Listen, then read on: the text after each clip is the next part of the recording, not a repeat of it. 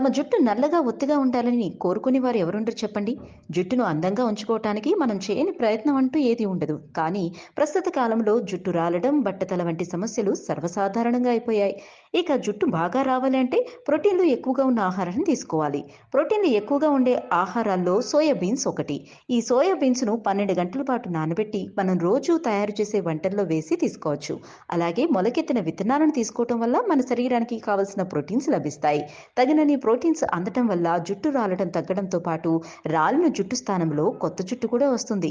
మొలకెత్తిన విత్తనాలను తినటం వల్ల జుట్టు ఒత్తుగా పెరుగుతుంది.